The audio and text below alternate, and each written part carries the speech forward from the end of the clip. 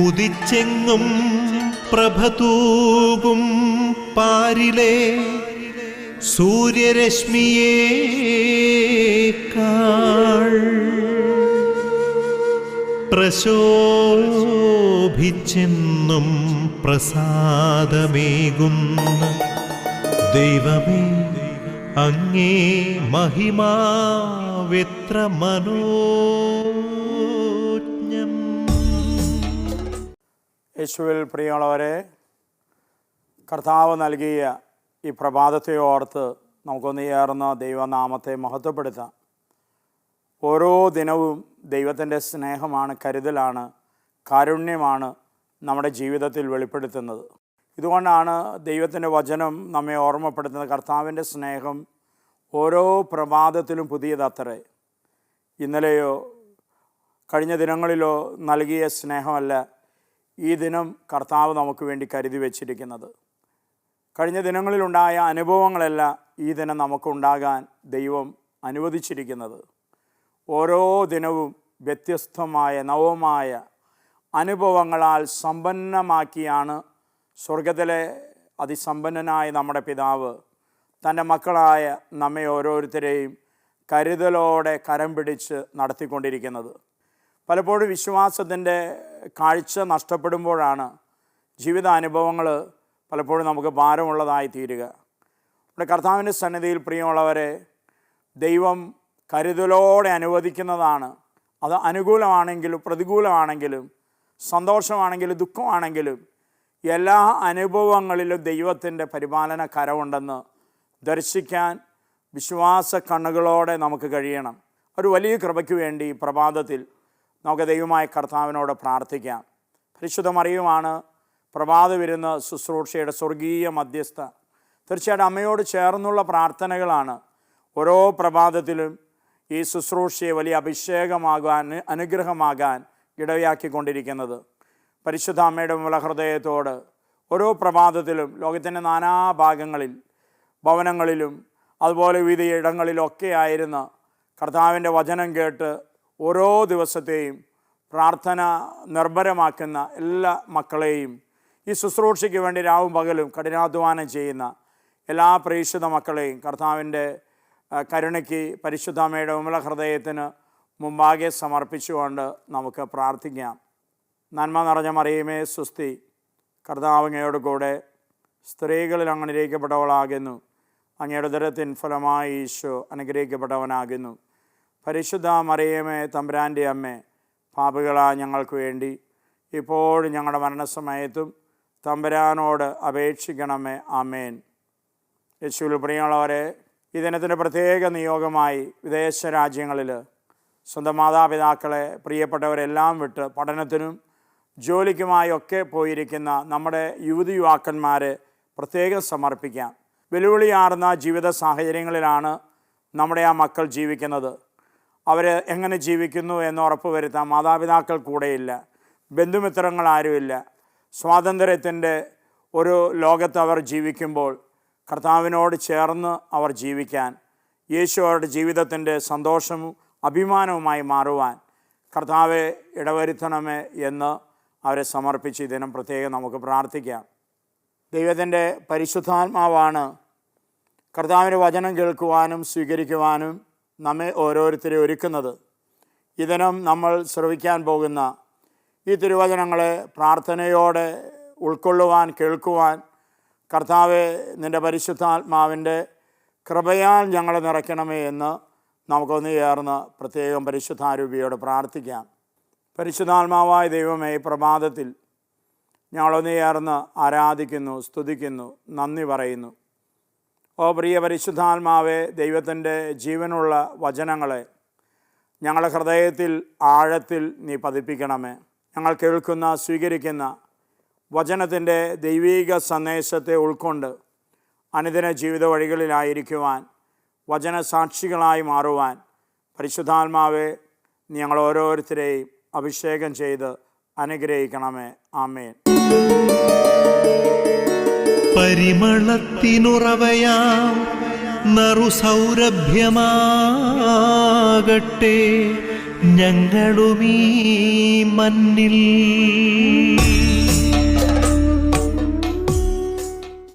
യേശുവിൽ പ്രിയമുള്ളവരെ, ഈ ദിനത്തിൻ്റെ തിരുവചനങ്ങൾക്കായി പ്രാർത്ഥനാപൂർവ്വം നമുക്ക് അതോർക്കാം. നടപടി പുസ്തകത്തിൻ്റെ 5-ാം അധ്യായം 1 മുതൽ 11 വരെയുള്ള വചനമാണ് ഈ ദിനം വിചിന്തനത്തിനായി കർത്താവ് നമുക്ക് നൽകുന്നത്. പ്രാർത്ഥനയോടെ നമുക്ക് വചനം ശ്രവിക്കാം. അനനിയാസ് എന്നൊരാളും അവൻ്റെ ഭാര്യ സഫീറായോടും കൂടെ തങ്ങളുടെ പറമ്പ് വിറ്റു. വിലയുടെ ഒരു ഭാഗം അവൻ ഭാര്യയുടെ അറിവോടെ മാറ്റിവെച്ചു. ബാക്കി അപ്പസ്തോലന്മാരുടെ കാൽക്കൽ സമർപ്പിച്ചു. പത്രോസ് ചോദിച്ചു, അനനിയാസേ, പരിശുദ്ധാത്മാവിനെ വഞ്ചിക്കാനും പറമ്പിൻ്റെ വിലയുടെ ദശാംശം മാറ്റിവെക്കാനും സാത്താൻ നിൻ്റെ ഹൃദയത്തെ പ്രേരിപ്പിച്ചതെന്ത്? പറമ്പ് നിൻ്റെ സ്വന്തമായിരുന്നില്ലേ? വിറ്റുകിട്ടിയതും നിൻ്റെ അധീനതയിലായിരുന്നില്ലേ? ഈ പ്രവൃത്തി ചെയ്യാൻ നിന്നെ പ്രേരിപ്പിച്ചത് എന്താണ്? നീ വ്യാജം പറഞ്ഞത് മനുഷ്യനോടല്ല, ദൈവത്തോടാണ്. ഈ വാക്ക് കേട്ട ഉടനെ അനനിയാസ് നിലത്ത് വീണ് മരിച്ചു. ഇത് കേട്ടവരെല്ലാം ഭയവിഹ്വലരായി. ചെറുപ്പക്കാർ അവനെ വസ്ത്രത്തിൽ പൊതിഞ്ഞു പുറത്തു കൊണ്ടുപോയി സംസ്കരിച്ചു. ഏകദേശം 3 മണിക്കൂർ കഴിഞ്ഞ് അവൻ്റെ ഭാര്യയും വന്നു. നടന്നതൊന്നും അവൾ അറിഞ്ഞിരുന്നില്ല. പത്രോസ് അവളോട് ചോദിച്ചു, ഈ തുകയ്ക്ക് തന്നെയാണോ നിങ്ങൾ പറമ്പ് വിറ്റത് എന്ന് എന്നോട് പറയുക. അവൾ പറഞ്ഞു, അതെ, ഈ തുകയ്ക്ക് തന്നെ. അപ്പോൾ പത്രോസ് പറഞ്ഞു, കർത്താവിൻ്റെ ആത്മാവിനെ പരീക്ഷിക്കാൻ നിങ്ങൾ ഒത്തുചേർന്നതെന്ത്? ഇതാ നിൻ്റെ ഭർത്താവിനെ സംസ്കരിച്ചവരുടെ കാലൊച്ച വാതിലിന് പുറത്ത് കേൾക്കാം. അവർ നിന്നെയും കൊണ്ടുപോകും. തൽക്ഷണം അവൾ അവൻ്റെ കാൽക്കൽ മരിച്ചു വീണു. ചെറുപ്പക്കാർ അകത്ത് പ്രവേശിച്ചപ്പോൾ അവൾ മരിച്ചു കിടക്കുന്നത് കണ്ടു. അവർ അവളെ എടുത്തുകൊണ്ടുപോയി ഭർത്താവിന് സമീപം സംസ്കരിച്ചു. സഭ മുഴുവനിലും ഇത് കേട്ട് എല്ലാവരിലും വലിയ ഭയമുണ്ടായി. പ്രിയമുള്ളവരെ, കർത്താവ് നടപടി പുസ്തകത്തിൻ്റെ 5-ാം അധ്യായം 1 മുതലുള്ള തിരുവചനങ്ങളാണ് ഈ ദിനം നമ്മുടെ പ്രത്യേക പ്രാർത്ഥനയ്ക്കും വിചിന്തനത്തിനുമായി നൽകുന്നത്. വചനം കേൾക്കുമ്പോൾ തന്നെ ഹൃദയത്തിൽ വലിയൊരു ഉൾക്കിടിലത്തിൻ്റെ അനുഭവമാണ് നമുക്കുണ്ടാകുക. എത്രയോ ഭയപ്പെടുത്തുന്ന ഒരു സംഭവമാണ് തിരുവചനത്തിൽ കർത്താവ് നമുക്ക് വേണ്ടി രേഖപ്പെടുത്തി നൽകിയിരിക്കുന്നത്. ഇത് ദൈവത്തിൻ്റെ പരിപാലനമാണ്, സ്നേഹമാണ് എന്ന് നമുക്ക് തിരിച്ചറിയാൻ പറ്റണം. ഒരുപക്ഷെ ഈ ഒരു ആധുനിക കാലഘട്ടത്തിലെ ഒരു മൈൻഡ് സെറ്റ് വെച്ച് പലരും പറയും, ഇങ്ങനൊരു വചനം എന്തിനാണ് ഈ പുസ്തകത്തിൽ ദൈവം ചേർത്ത് വച്ചിരിക്കുന്നത്? ഇത് വായിക്കുന്നവർക്ക് ഭയമുണ്ടാക്കുന്നൊരു വചനമല്ലേ? ഇങ്ങനെയാണ് പലപ്പോഴും നമ്മൾ ഇന്ന് ഈ ആധുനിക കാലഘട്ടത്തിൽ പ്രതികരിക്കുന്നത്. ഒരു കുട്ടിയെ തെറ്റ് ചെയ്തിട്ട് ശാസിക്കുമ്പോൾ കണ്ടു നിൽക്കുന്ന പലരും പറയും, എന്തിനാണ് ഈ കുട്ടി ഇങ്ങനെ ശാസിക്കുന്നത്? കുട്ടി കരയുന്നത് കണ്ടില്ലേ? ഇതാണ് പലപ്പോഴുമുള്ള നമ്മുടെ പ്രതികരണം. അതിന് ശേഷം വരാനിരിക്കുന്നതൊന്നും പറയുന്ന ഒരാളുടെയും ഉത്തരവാദിത്വമല്ല, അവരുടെ ആരുടെയും ചിന്തയിലോ മനസ്സിലോ പോലും ഇല്ല. ഇന്ന് ഒരു പിതാവ്, ഒരു മാതാവ്, ഒരു അധ്യാപകൻ, ഒരു അധ്യാപിക തെറ്റ് ചെയ്ത് ആ കുട്ടിയെ ശാസിക്കുന്നില്ലെങ്കിൽ നാളെ ഈ കുട്ടി ചെയ്യുന്ന ഈ തെറ്റ് വളർന്ന് വലുതായി ആ കുട്ടിയുടെ ജീവിതത്തെ ആകമാന തകർത്ത് കളയുമ്പോൾ പ്രിയമുള്ളവരെ, ഈ പറഞ്ഞ ആരെങ്കിലും പരിതപിക്കാനോ സഹതപിക്കാനോ ഉണ്ടാകുമോ? ഇനി പരിതപിച്ചാലും സഹതപിച്ചാലും അതുകൊണ്ട് എന്തെങ്കിലും ഒരു മാറ്റം ആ കുഞ്ഞിൻ്റെ, ആ വ്യക്തിയുടെ ജീവിതത്തിൽ ഉണ്ടാക്കാൻ കഴിയുമോ? ഒരിക്കലുമേ ഇല്ല. അതുകൊണ്ട് കർത്താവ് നമുക്ക് വേണ്ടിയാണ് ഈ വചനം നടപടി പുസ്തകത്തിൽ പരിശുദ്ധാത്മാവിനാൽ രേഖപ്പെടുത്തി നൽകിയത് എന്ന് നമുക്ക് തിരിച്ചറിയാം. എന്നാണ് യഥാർത്ഥത്തിൽ ഈ വചനഭാഗത്തുള്ള സംഭവം നമുക്ക് നൽകുന്ന ദൈവിക സന്ദേശം. പറഞ്ഞ നുണയെക്കുറിച്ചുള്ള വചനഭാഗമാണിത്. 2 പേർ നുണ പറഞ്ഞു, അത് ഭാര്യയും ഭർത്താവുമാണ് എന്നുള്ളത് നമ്മെ അത്ഭുതപ്പെടുത്തേണ്ടതാണ്, അമ്പരപ്പിക്കേണ്ട ഒരു സംഭവമാണിത്. ഭർത്താവ് ആദ്യം വന്ന് നുണ പറഞ്ഞു. രണ്ടാമത് അവന് പുറകെ സംഭവിച്ചതൊന്നും അറിയാതെ ഭാര്യ സഫീറായും വന്ന് നുണ പറയുകയാണ്. അപ്പസ്തോലൻ്റെ സാന്നിധ്യത്തിലാണ് ഈ നുണ പറയുന്നത്. പ്രിയമുള്ളവരെ, എന്താണ് സംഭവിക്കുക? നുണ പറഞ്ഞ നിമിഷം തന്നെ രണ്ടുപേരും അവിടെ മരിച്ചു വീഴുന്നു. എന്തിനാണ് ദൈവം ഇത് ഇടവരുത്തിയത്? എന്തിനാണ് ദൈവം ഇത് അനുവദിച്ചത്? ഒരു നുണ പറഞ്ഞതിൻ്റെ പേരിൽ ഇത്ര വലിയൊരു ശിക്ഷ ഇങ്ങനെ കൊടുക്കാൻ സാധിക്കുമോ? ദൈവത്തിന് കൊടുക്കാവോ എന്നുപോലുള്ളൊരു ചിന്ത നമ്മുടെയൊക്കെ മനസ്സുകളിലുണ്ടാകാം. പ്രിയമുള്ളവരെ, ഇതിലൂടെയാണ് നമ്മൾ ദൈവം ഈ ലോകത്തിൽ, നമ്മുടെ ജീവിതത്തിൽ, മറ്റുള്ളവരുടെ ജീവിതത്തിൽ, ലോകത്തിൽ ഒക്കെ സംഭവിക്കുന്ന ഓരോ കാര്യങ്ങളുടെ ഉദ്ദേശ ലക്ഷ്യമെന്ത് എന്ന് നമ്മൾ തിരിച്ചറിയേണ്ടത്. ദൈവം ഒരു സംഭവം ഒരു വ്യക്തിയുടെ ജീവിതത്തിലോ ഒരു കുടുംബത്തിലോ അനുവദിക്കുമ്പോൾ അതിന് ഉദ്ദേശ ലക്ഷ്യങ്ങളുണ്ട്. ആ ഉദ്ദേശ ലക്ഷ്യം അത് ആ കുടുംബത്തെ കരുതി മാത്രമുള്ളതല്ല, ആ കുടുംബത്തുമായി ചേർന്ന് നിൽക്കുന്നവരെ കരുതി മാത്രമുള്ളതല്ല. ഈ സംഭവം ആരൊക്കെ കേൾക്കാനും അറിയാനും ഇടവരുന്നോ അവർക്കെല്ലാവർക്കും വേണ്ടി കൂടി ഒരു സന്ദേശം നൽകാൻ വേണ്ടിയാണ് ദൈവം ഒരു കാര്യം ഒരാളുടെ ജീവിതത്തിലോ ഒരു കുടുംബത്തിൻ്റെ ജീവിതത്തിലൊക്കെ അനുവദിക്കുന്നത്. അതുകൊണ്ട് ആ സമൂഹത്തിന് വേണ്ടിയാണ് ദൈവം ഇങ്ങനെ ഒരു സംഭവം, ഒരു രണ്ടുപേരുടെ ഭയപ്പെടുത്തുന്ന രീതിയിലുള്ള മരണം ദൈവമായ കർത്താവ് അനുവദിച്ചത്. ഇപ്പോൾ നമ്മളായിരിക്കുന്ന ലോകത്തും ചുറ്റുപാടുകളിലും നമ്മുടെ കാഴ്ചപ്പാടുകൾ എങ്ങനെയാണ്? ഇന്ന് നുണ പറയുന്നത് ഒരു പാപം പോലും അല്ല എന്ന് കരുതുന്നവർ ഒരുപാടുള്ള ഒരു ലോകത്താണ് നമ്മൾ ജീവിക്കുന്നത്. ചില എന്നോട് പറയേണ്ട, അച്ഛാ നുണ പറയാതെ എങ്ങനെ ജീവിക്കാൻ പറ്റുക അച്ഛാ? എല്ലാവരോടും സത്യം പറഞ്ഞ് ജീവിക്കാൻ പറ്റുമോ? ജീവിക്കാൻ പറ്റില്ല അച്ഛാ എന്നാണ് പറയുന്നത്. പ്രിയമുള്ളവരെ, അത് പറഞ്ഞ് നമ്മുടെ മാനസിക അവസ്ഥ പോലും ഇന്ന് മാറ്റപ്പെട്ടിരിക്കുകയാണ്. ഭർത്താവിന് ഭാര്യയോട് എല്ലാ സത്യവും തുറന്നു പറയാൻ പറ്റുന്നില്ല, അപ്പോൾ കുറേ നുണ പറയണം. ഒരു അധികാരിയോട് എല്ലാ സത്യവും തുറന്നു പറയാൻ പറ്റില്ല, അപ്പോൾ കുറേ നുണ പറയണം. എന്തിനേറെ പഠിക്കാൻ വരുന്ന കുട്ടികൾ അധ്യാപകരോട് നുണ പറയുന്നു. ഇന്നലെ ക്ലാസ്സിൽ വരാഞ്ഞ് എന്ന് ചോദിക്കുമ്പോൾ കുട്ടി എന്തെങ്കിലും ആഘോഷ കാര്യങ്ങൾക്ക് മാതാപിതാക്കളോട് ഒരുമിച്ച് പോയിരിക്കുകയായിരിക്കും. അപ്പോൾ കുട്ടിയെ ക്ലാസ്സിൽ പറഞ്ഞു വിടുമ്പോൾ അപ്പനമ്മമാർ പറഞ്ഞു വിടും. സാറ് ചോദിക്കും, ടീച്ചർ ചോദിക്കുമ്പോൾ പനിയാണെന്ന് പറഞ്ഞാൽ മതി. നുണ പറയാനുള്ള പരിശീലനം കുഞ്ഞുനാളിലെ നമ്മൾ മക്കൾക്ക് കൊടുക്കുകയാണ്. പ്രിയമുള്ളവരെ, അങ്ങനെയാണ് വളർന്നു കഴിയുമ്പോൾ നുണ പറയുന്നതിൽ അഗ്രഗണ്യരായി ഇന്ന് നമ്മളും നമ്മുടെ സമൂഹവും എല്ലാം മാറിയിരിക്കുന്നു. ഇന്ന് ആർക്കും ആരെയും വിശ്വസിക്കാൻ പറ്റാത്ത ഒരു പരിസ്ഥിതിയിലേക്ക് നമ്മുടെ ജീവിത സാഹചര്യങ്ങൾ മാറിയിരിക്കുന്നു. എന്താ കാരണം? നമ്മളെല്ലാവരും നുണ പറയുന്നു.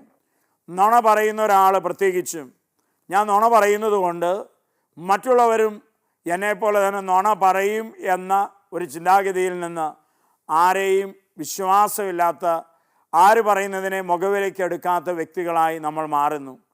യഥാർത്ഥത്തിൽ ജീവിതത്തിൽ അതുവഴി വലിയ നഷ്ടം വരിക്കുന്നവരായി നമ്മളും നമ്മുടെ സമൂഹവും ഇന്ന് മാറ്റപ്പെട്ടുകൊണ്ടിരിക്കുകയാണ്. പലപ്പോഴും പള്ളിമുറികളിൽ നുണ പറയുന്ന എത്രയോ പേരെയാണ് വികാരിയച്ഛന്മാരെ കണ്ടുമുട്ടുന്നത്. കാര്യങ്ങൾ നടക്കാൻ, ഒരു കാര്യം സാധിച്ചെടുക്കാൻ, സത്യം പറഞ്ഞാൽ നേരായ വഴിയിലൂടെ പോയാൽ അച്ഛൻ അത് നടത്തി തരില്ല എന്നറിയുമ്പോൾ നുണ പറഞ്ഞ് കാര്യങ്ങൾ നേടുന്നവരായി നമ്മൾ മാറുന്നു. പ്രിയമുള്ളവരെ, ഇവിടെ വിശുദ്ധ പത്രോസ് ലീഹ അനനിയാസിനോട് പറയുന്ന കാര്യങ്ങൾ നമ്മൾ വ്യക്തമായിട്ട് ഓർക്കണം. അനനിയാസേ, നീ മനുഷ്യനോടല്ല നുണ പറഞ്ഞത്, നീ ദൈവത്തോടാണ് നുണ പറഞ്ഞത്. പ്രിയമുള്ളവരെ, ഇന്ന് നമുക്ക് ഈ തിരിച്ചറിവുണ്ടോ? ഞാൻ നുണ പറയുന്നത് ഒരു പക്ഷേ അധ്യാപകനോടായിരിക്കാം, ഒരു പള്ളിയിൽ അച്ഛനോടായിരിക്കാം, എൻ്റെ സ്വന്തം പിതാവിനോട്, മാതാപിതാക്കളോടായിരിക്കാം, സഹോദരനോടായിരിക്കാം, ജീവിത പങ്കാളിയോടായിരിക്കാം. പക്ഷേ നുണ പറയുന്നത് മനുഷ്യരായ ഇവരോടല്ല, ദൈവത്തോടാണ് നുണ പറയുന്നത്. നമുക്ക് തിരിച്ചറിയാൻ പറ്റണം. അതുകൊണ്ട് പ്രിയമുള്ളവരെ, ഈ തിരിച്ചറിവ് നമുക്കുണ്ടെങ്കിൽ ഒരാളോടും ജീവൻ നഷ്ടപ്പെടേണ്ടി വന്നാലും, എത്ര നഷ്ടങ്ങൾ വരിക്കേണ്ടി വന്നാലും ഒരാളോടും നുണ പറയാൻ നമ്മൾ പ്രേരിതരാവില്ല, നുണ പറയാൻ നമ്മൾ തയ്യാറാവില്ല. ഞാൻ ദൈവത്തോടാണ് നുണ പറയുന്നത് എന്ന ബോധ്യം, തിരിച്ചറിവ് നമുക്കുണ്ടെങ്കിൽ, പ്രിയമുള്ളവരെ, ഇതിനെ നമ്മൾ അവഗണിച്ച്, ഈ ജ്ഞാനത്തെ, ഈ അറിവിനെ അവഗണിച്ച് നമ്മൾ നുണ പറഞ്ഞ് മുന്നോട്ട് പോയാലോ? നുണ പറഞ്ഞ് നമ്മൾ ദൈവത്തിൻ്റെ പരിശുദ്ധാത്മാവിനെ വേദനിപ്പിക്കുന്നവരായി മാറും. കാരണം എന്താ? ദൈവത്തിൻ്റെ പരിശുദ്ധാത്മാവ് സത്യത്തിൻ്റെ ആത്മാവാണ്. എവിടെ സത്യമുണ്ടോ, എവിടെ ഒരാൾ ഭയമില്ലാതെ സത്യം പറയുന്നുണ്ടോ, സത്യത്തെ ഏറ്റുപറയുന്നുണ്ടോ, സത്യത്തിൻ്റെ പക്ഷം ചേർന്ന് നിൽക്കുന്നുണ്ടോ, സത്യത്തോട് ചേർന്ന് ധീരമായൊരു നിലപാടെടുക്കുന്നുണ്ടോ, അവിടെ പരിശുദ്ധാത്മാവ് ഉണ്ട്. അവിടെ പരിശുദ്ധാത്മാവ് സന്തോഷിക്കും. എന്നാൽ ഒരു വ്യക്തി കുഞ്ഞു നുണയാണെങ്കിലും വലിയ നുണയാണെങ്കിലും പരിശുദ്ധാത്മാവിന് ഒരാൾ ഞാൻ പറഞ്ഞ നുണ അത് വലുതാണോ ചെറുതാണോ അതെന്തൊരു ഉദ്ദേശത്തിലാണ് എന്നുള്ളതൊന്നുമല്ല പ്രശ്നം, പറഞ്ഞത് നുണയാണോ അല്ലയോ. ഇതാണ് പരിശുദ്ധാത്മാവ്. നുണയാണ് പറഞ്ഞതെങ്കിൽ സത്യത്തിൻ്റെ ആത്മാവായി പരിശുദ്ധാത്മാവ് വേദനിക്കാനിടയായി തീരും. പ്രിയമുള്ളവരെ, നമുക്ക് തിരിച്ചറിയാൻ സാധിക്കണം. അതുകൊണ്ട് നുണ പറയുന്നത് ഇന്ന് ഒരു സർവ്വസാധാരണമായിക്കൊണ്ടിരിക്കുന്ന ഒരു കാലഘട്ടത്തിൽ ചതി, വഞ്ചന ഇതൊക്കെ സർവ്വസാധാരണമായിക്കൊണ്ടിരിക്കുന്ന ഒരു ലോകത്തിൽ ആരും ആർക്കും ആരെയും വിശ്വസിക്കാൻ വയ്യാത്ത വിധം എല്ലാവരും വഞ്ചനയ്ക്കും നുണയ്ക്കും ഒക്കെ അടിമപ്പെടുന്ന ഒരു ലോകത്തിൽ ഞാൻ നിങ്ങൾ ജീവിക്കുമ്പോൾ ദൈവത്തിൻ്റെ പ്രിയ മക്കൾ എന്ന നിലയിൽ, സത്യവിശ്വാസികൾ എന്ന നിലയിൽ സത്യത്തെ മരണത്തോ മരിച്ചും മുറുകെ പിടിക്കാനുള്ള ധീരമായ ഒരു സമർപ്പണം, ധീരമായ ഒരു നിലപാട്, ധീരമായ ഒരു തീരുമാനം നാം ഓരോരുത്തർക്കും ഉണ്ടാകണം. ഇല്ലെങ്കിൽ പ്രിയമുള്ളവരെ, ഒരു പക്ഷേ ഈ ജീവിതത്തിൽ നാം കൊണ്ടു നടന്ന വിശ്വാസം, നാം ഉയർത്തിപ്പിടിച്ച മറ്റ് ജീവിത മൂല്യങ്ങൾ ഇതെല്ലാം ഒരു പാഴ്വേലയായിത്തീരും ദൈവസന്നിധിയിൽ. കർത്താവ് ഒരു ദിനം നാം പറഞ്ഞുകൂട്ടിയ നുണകളെ പ്രതി, സത്യവിരുദ്ധമായ കാര്യങ്ങളെ പ്രതി ദൈവസന്നിധിയിൽ നിന്ന് നാം തിരസ്കരിക്കപ്പെടുവാനിടയായിത്തീരും.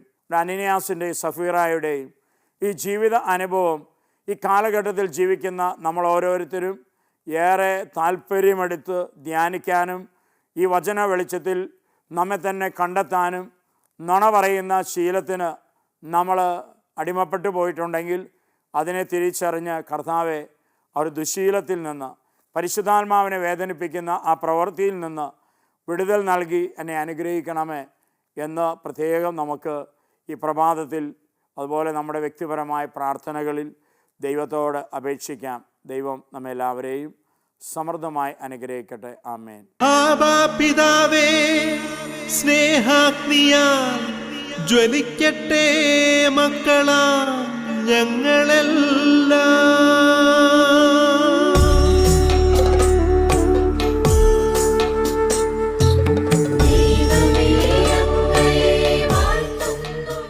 യേശുവിൽ പ്രിയമുള്ളവരെ, ഈ പ്രഭാതത്തിൽ നമ്മുടെ ഹൃദയങ്ങളെ മനസ്സുകളെല്ലാം ദൈവമായ കർത്താവിലേക്ക് പ്രാർത്ഥനയിൽ നമുക്ക് ഉയർത്താം. കർത്താവായ ദൈവമേ, ഈ പ്രഭാതത്തിൽ ഞങ്ങളങ്ങേ ആരാധിക്കുന്നു, സ്തുതിക്കുന്നു, നന്ദി പറയുന്നു. കർത്താവായ ദൈവമേ, അങ്ങേ മക്കളായി ഞങ്ങളെ സ്വീകരിക്കുകയും പരിശുദ്ധാത്മാവിൽ ഞങ്ങളെ നിറയ്ക്കുകയും ആ ആത്മാവിൽ തന്നെ ഞങ്ങളെ നയിക്കുകയും ചെയ്യുന്ന നിൻ്റെ കരുണയ്ക്ക്, കൃപയ്ക്ക്, സ്നേഹത്തിന് ഞങ്ങൾ നന്ദി അർപ്പിക്കുന്നു. പിതാവായ ദൈവമേ, അങ്ങേ തിരുഹിതത്തോട് ചേർന്ന് ജീവിത വഴികളിൽ എപ്പോഴും ആയിരിക്കാനുള്ള കൃപ ഞങ്ങളിലേക്ക് അവിടെ നയിക്കണമേ. കർത്താവായ യേശുവേ, അവിടുന്ന് ഈ ലോകത്തിൽ സത്യത്തിന് സാക്ഷ്യം വഹിക്കാൻ കടന്നു വന്നവനാണ്. പിലാത്തോസ് അവിടുന്ന് ആ പിലാത്തോസിൻ്റെ അരമനയ്ക്ക് മുമ്പിൽ നിൽക്കുമ്പോൾ അങ്ങയോട് ചോദിച്ചു, എന്താണ് സത്യം? കർത്താവെ, അവിടുന്ന് അധികാരിയുടെ മുമ്പിൽ സത്യത്തിന് സാക്ഷ്യം വഹിച്ചുകൊണ്ടാണ് പീഡാസഹനങ്ങളിലേക്ക് കടന്നുപോയത്. കർത്താവെ, സത്യം ഏറ്റുപറഞ്ഞ് ഞങ്ങൾക്കുണ്ടാകാനിടയുള്ള നഷ്ടങ്ങളെ, സഹനങ്ങളെ, വേദനകളെക്കുറിച്ച് ഭയമില്ലാതെ ധീരരായി മാറാൻ അങ്ങേ വാഗ്ദാനമായ പരിശുദ്ധാത്മാവിൽ ഞങ്ങളെ നിറയ്ക്കണമേ. പ്രിയ പരിശുദ്ധാത്മാവായ ദൈവമേ, സത്യത്തിൻ്റെ ആത്മാവായി അവിടുന്ന് ഞങ്ങളുടെ ഹൃദയങ്ങളിലേക്ക്, ജീവിതങ്ങളിലേക്ക് എഴുന്നള്ളി വന്ന് നിറയണമേ. ജീവിതത്തിൻ്റെ എല്ലാ സാഹചര്യങ്ങളിലും പരിശുദ്ധാത്മാവെ, സത്യത്തിൻ്റെ ആത്മാവായി അങ്ങേക്ക് സാക്ഷികളായി ജീവിക്കാൻ, അങ്ങേ മഹത്വപ്പെടുത്തുവാൻ ഞങ്ങളെല്ലാവരെയും അനുഗ്രഹിക്കണമേ. അമ്മ ദൈവമാതാവേ, അമ്മ പ്രത്യേകം ഞങ്ങൾ ഓരോരുത്തരും ദൈവതിരിഹിതം നിറവേറ്റുന്ന ദൈവത്തിൻ്റെ പ്രിയ മക്കളാകുവാൻ അമ്മ ഞങ്ങൾക്ക് വേണ്ടി മാധ്യസ്ഥം വഹിക്കണമേ. സ്വർഗത്തിലായിരിക്കുന്ന സകല വിശുദ്ധരെ, മാലാഖമാരെ, ജീവിത വഴികളിൽ ഞങ്ങൾക്കെന്നും ശക്തിയായി മാധ്യസ്ഥം വഹിച്ചുകൊണ്ട് നിങ്ങൾ ഞങ്ങളോടൊപ്പമായിരിക്കണമേ. ഞങ്ങളെ കാക്കുന്ന കാവൽ മാലാഖമാരെ, ദൂതഗണങ്ങളെ, ഞങ്ങളുടെ ജീവിത വഴികളിൽ ഞങ്ങൾ നടത്തുന്ന യാത്രകളിലൊക്കെ ഞങ്ങൾക്ക് ഞങ്ങളോടൊപ്പമായിരുന്ന സംരക്ഷണം നൽകി അനുഗ്രഹിക്കണമേ. നിത്യം പിതാവും പുത്രനും പരിശുദ്ധാത്മാവുമായ സർവേശ്വര എന്നേക്കും. ആമേൻ. ദൈവമേ, അങ്ങയെ വാഴ്ത്തുന്നു ഞങ്ങൾ.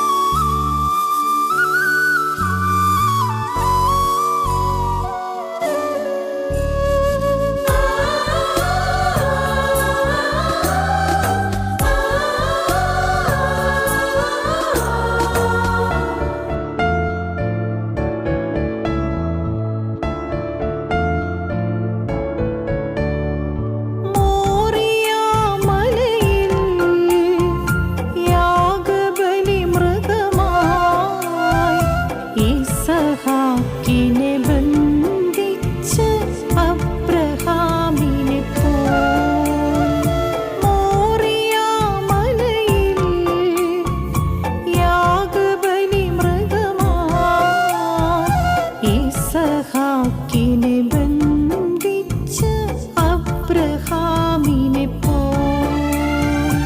ഉള്ളിലുള്ള ദുരാശകൾ, അകൽച്ചകൾ, വാശികൾ, നിരാശ, വൈരാഗ്യങ്ങളെല്ലാം ബന്ധിക്കുന്നു നാഥ, ബന്ധിക്കുന്നു.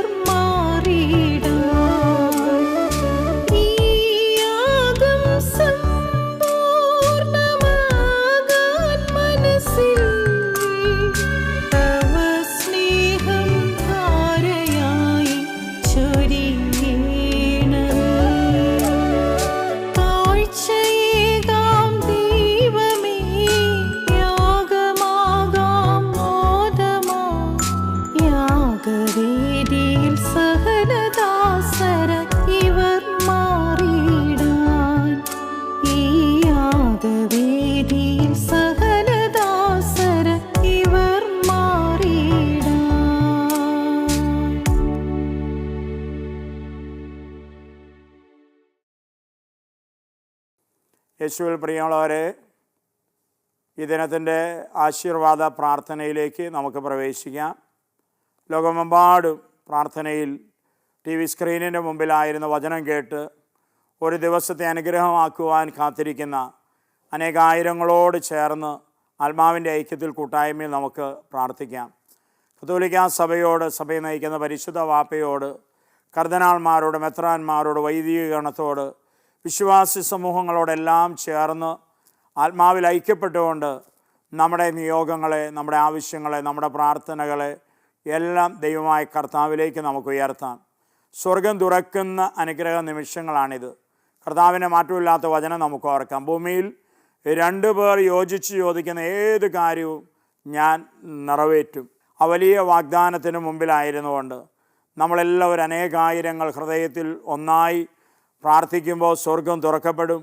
ദൈവം നമ്മുടെ പ്രാർത്ഥനകൾക്ക് ഉത്തരം നൽകും എന്ന വലിയ പ്രതീക്ഷയോടെ നമ്മുടെ നിയോഗങ്ങളെല്ലാം നമുക്ക് സമർപ്പിക്കാം. ലോകത്തിൻ്റെ നാനാഭാഗങ്ങളിൽ ദുഃഖദുരിതങ്ങളിൽ, വേദനകളിൽ, പട്ടിണിയിലൊക്കെ ആയിരിക്കുന്ന ദൈവത്തിൻ്റെ പ്രിയ മക്കളെ പ്രാർത്ഥനയോടെ നമുക്ക് ഓർത്ത്, ദൈവമേ നിൻ്റെ കരുണയുടെ കരങ്ങൾ അവരിലേക്ക് നീട്ടണമേ എന്ന ഈ നിമിഷങ്ങളിൽ പ്രാർത്ഥിച്ചുകൊണ്ട് നമുക്ക് ഈശോയുടെ ഈ ആശീർവാദം സ്വീകരിക്കാം.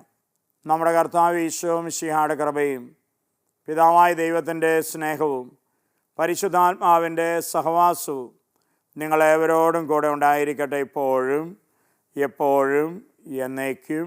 ആമേൻ.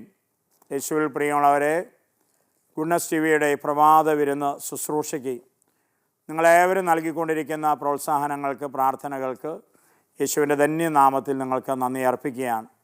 തീർച്ചയായും നിങ്ങളുടെ വിലയേറിയ പ്രാർത്ഥനകളാണ് ഓരോ ദിവസവും അഭിഷേകമായി, അനുഗ്രഹമായി അനേകായിരങ്ങളിലേക്ക് കടന്നു ചെല്ലുവാൻ ഈ ശുശ്രൂഷയെ ശക്തിപ്പെടുത്തിക്കൊണ്ടിരിക്കുന്നത്. ഇനി തുടർന്ന് നിങ്ങൾ അർപ്പിക്കുന്ന ദിവ്യബലികളിലും നിങ്ങൾ ചൊല്ലുന്ന ജപമാല പ്രാർത്ഥനകളിലും നൊവേനകളിലുമെല്ലാം ഈ ശുശ്രൂഷയെ ഓർക്കണമേ എന്ന് യേശുവിൻ്റെ നാമത്തിൽ നിങ്ങളോട് അഭ്യർത്ഥിക്കുകയാണ്. തീർച്ചയായും നിങ്ങളുടെ നിയോഗങ്ങൾക്ക് വേണ്ടി പ്രേക്ഷിത മക്കൾ രാവും പകലും അരിയും കൂടാരങ്ങളിൽ പ്രാർത്ഥനയിലായിരിക്കുകയാണ്. തീർച്ചയായും നല്ല ദൈവം തക്ക സമയത്ത് നിങ്ങളുടെ ജീവിതകാര്യങ്ങളിൽ ഇടപെട്ട് തൻ്റെ സ്നേഹം, തൻ്റെ കരുതൽ വെളിപ്പെടുത്തി തരും.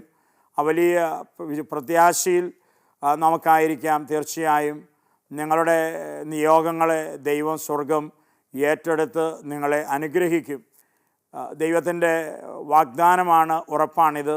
ഈ ബോധ്യത്തിൽ, പ്രത്യാശയിൽ നമുക്കായിരുന്ന ദൈവനാമത്തിന് നമുക്ക് നന്ദി പറയാം. ദൈവത്തിൻ്റെ കരുണയും കൃപയും ജീവിത വഴികളിൽ ദൈവം നിങ്ങളേവർക്കും വെളിപ്പെടുത്തി നൽകട്ടെ എന്ന് പ്രാർത്ഥിച്ചുകൊണ്ട് നിങ്ങളേവർക്കും നല്ലൊരു ദിനം നേരുന്നു. ആമേൻ.